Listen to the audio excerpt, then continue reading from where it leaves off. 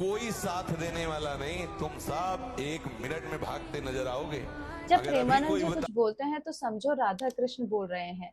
वो परमात्मा में विलीन हुई आत्मा राधा कृष्ण ब्रह्म स्वरूप है। जिन्हें इनसे समस्या है वो दुर्योधन की तरह पापी है।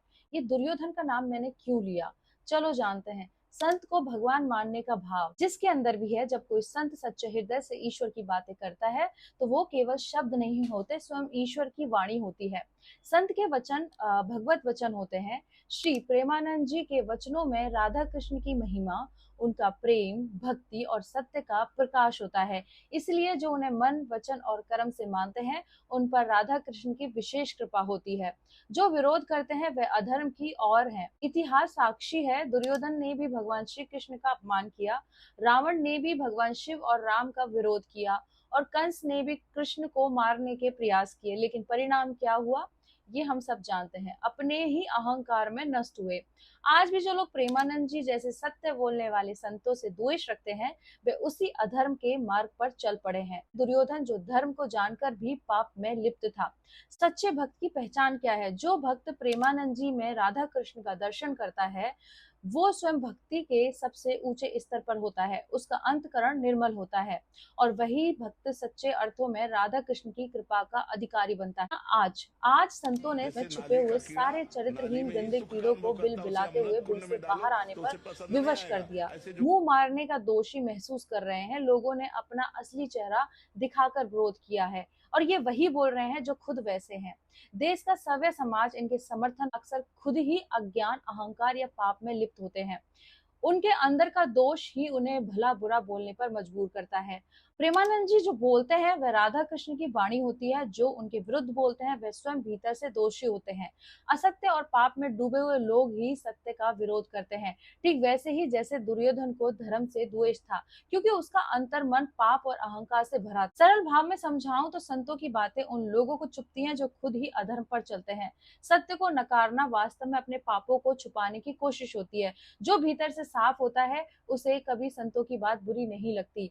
ज्ञान देने से अगर लोग सुधरते तो भगवान को दुर्योधन, शिशुपाल और रावण को समझाने की जरूरत न पड़ती। भगवान ने तो हर युग में समझाया, पर जो अहंकार, ईर्ष्या और पाप में डूबे थे उन्हें कभी कुछ समझ नहीं आया। अंत में उनका नाश ही हुआ। आज भी वही हो रहा है। जो सच्चे संत हैं, जो अपनी देह और सुख सुविधाओं को त्याग कर बीमारी में भी जन कल्याण कर रहे हैं, उनका ही विरोध, अपमान और धमकी दी जा रही है। ये वही लोग हैं जो अधर्म का साथ देते हैं और सत्य के खिलाफ खड़े हो जाते हैं, सिर्फ इसलिए क्योंकि असत्य में उनका लाभ है। याद रखो, जो संत का विरोध करता है उसका अंत निश्चित होता है। जो सत्य से लड़ता है वो अपने विनाश की नींव खुद रखता है। जो भक्तों को पीड़ा देता है उसका हिसाब स्वयं भगवान लेते हैं। ये सच में कलयुग है, जहाँ 10% लोग ही सच्चे और भक्त हैं, बाकी सब बस अपने लोभ, अहंकार और अज्ञान में डूबे हैं। चाहे वो इन्फ्लुएंसर हो, मीडिया वाले हो या प्रसिद्ध चेहरे हो, इनको कोई मतलब नहीं है। इनको बस गंदगी फैलानी है, पैसा देखना है और अपने आप को फेमस करना है। सब अपनी औकात दिखा रहे हैं। जो बाबा की बातों समझना नहीं चाहते वो सुनते भी हैं तो सिर्फ दोष निकालने के लिए, पर दोष निकालने से न तो संत छोटा होता है, न ही सत्य झुकता है। ये तो बस अपनी दुर्गति को न्योता दे रहे हैं। ऐसे संत धरती माँ के रक्षक है। जो संत अपने जीवन को तिल तिल कर समर्पित कर दें, जो अपने दर्द और बीमारी को भी नजरअंदाज करके दूसरों का भला करे, ऐसा संत बुरा कैसे हो सकता है? मतलब दुर्बुद्धि लोगों के भेजे में इतनी सी भी बात नहीं जा सकती। ये कलयुग है, यहाँ संतों का अपमान मिलता है और पापियों को मंच, लेकिन अंत में जीत सत्य की ही होती है, और संत वही है जो स्वयं को मिटाकर भी दूसरों को बचाते हैं। और ये संत कोई साधारण नहीं होते, साक्षात भगवान का रूप होते हैं। प्रलय की ओर जाता समाज, क्योंकि अब जो आने वाला समय है उसमें ये अधर्म नाश ही होने वाला है, तभी ये हो रहा है। जब विनाश काल आता है तो बुद्धि उल्टी हो जाती है। जो सत्य बोलता है उसी को झूठा, दोषी और अपराधी कहा जाता है। जो भलाई करता है उसी को समाज कुचलने में लग जाता है। ये इस कलयुग का सबसे बड़ा लक्षण है। जिनको सत्य सुनना ही नहीं, कम से कम यदि आपने गलतियां की हैं, आप वैसे हैं तो मानो, पर सुधारो। ये संत सुधार के लिए है। सत्य दबाया जाता है और असत्य सजाया जाता है। यहाँ पर यहीं से प्रलय जन्म लेती है, घर से लेकर बाहर तक। कोई रिश्ता सच्चा नहीं बचा, हर कोई छल, द्वेष और अहंकार में जी रहा है। जो भला चाहता है उसका ही अपमान, बहिष्कार और दमन होता है। प्रलय बाढ़ से नहीं, परमाणु से नहीं, बल्कि ऐसे ही गिरते हुए चरित्रों से आती है। प्रलय तब आती है जब समाज सत्य को ठुकराता है। लेकिन संत और भक्त क्या उनका धर्म है भलाई करते जाना, भले ही दुनिया उन्हें समझे या नहीं। भले ही समाज उन्हें गाली दे, लेकिन वह ही समाज का अंतिम उजाला है। बुरा करना इस समाज का काम है, लेकिन अच्छा करते रहना भगवान के भक्त का धर्म है, क्योंकि उसी से ही धर्म बचा हुआ है। याद रखो, जब समाज ने संतों और अच्छे लोगों को कुचला है, तब तब भगवान ने प्रलय के द्वार खोला है। और ये जो घटिया लोग हैं, ये अच्छी आत्माओं को दुखी करके इनके विनाश और प्रलय का ये पुकार लगा रहे हैं। भगवान ने प्रलय का द्वार खोला है। धर्म की रक्षा के लिए अधर्म का अंत अनिवार्य है। प्रलय जरूर आएगी, वो इन्हीं अधर्मी, झूठे और कपटी लोगों के कारण आएगी, और तब भगवान अपने भक्तों का ही पक्ष लेंगे, जो सच्चाई के साथ खड़ा है। उसके लिए चाहे पूरी दुनिया खिलाफ हो जाए, लेकिन अंत में जीत उसी की होगी। सभी न्यूज चैनल को धिक्कार है, जिन्होंने पूज्य गुरुदेव महाराज के वचनों को गलत तरीके से समाज के सामने पेश किया है। आज बात उनके गला उतारने तक आ गई है। इसके विपरीत इन लोगों ने, जो मीडिया वाले, कभी उनके ब्रह्मचारी के ऊपर बताया? इनके बारे में क्यों नहीं प्रचार किया? इन सब चीजों को करने से तो समाज सुधरेगा। ऐसे न्यूज चैनलों का बहिष्कार करो, देखो भी मत ऐसी चीजों को। ये स्वरूप आज के समाज का है। सावधान हो जाओ, तुम्हारी बुद्धि शुद्ध हो। हिंदू माताएं और बहनों की मूर्खता तो देखिए। वो झंगूर ने 2000 से अधिक हिंदू लड़कियों को जबरन मुसलमान बनाया। माताएं चुप हैं, बहनें चुप हैं। झंगूर ने हिंदू लड़कियों को लव जिहाद में फंसाने की रेड लिस्ट जारी की। अभी भी माताएं और बहनें चुप हैं। झंगूर ने एक एक करके हिंदू लड़कियों को कई मुसलमानों से रेप कराया, तब भी सब लोग चुप हैं। प्रेमानंद जी महाराज ने कह दिया कि आज के समय 4 से 5% लड़के लड़कियां ही पवित्र बचे हैं। सबसे ज्यादा आग इन माता बहनों को ही क्यों लग रही है? प्रेमानंद जी महाराज जी के खिलाफ ताल ठोक दी और मोर्चा खोल दिया, और झिंगुर है उसके खिलाफ एक भी हिंदू महिला खड़ी नहीं हुई। एक्चुअली क्या है कि जो माताएं और बहनें आज की डेट में, उनका ये हो गया है कि जितनी गंदगी फैलेगी, जितना गंदा आचरण होगा, एक तो उनकी वाहवाही होगी, जो उनको ऐसा लगता है। ये बहुत ही गलत है। लड़के या लड़कियां, माताएं या बहनें, आदमी या औरत, इस समाज को जो गंदा कर रहे हैं ना, इन सब के बारे में किसी ने कुछ नहीं बोला। क्यों नहीं बोला?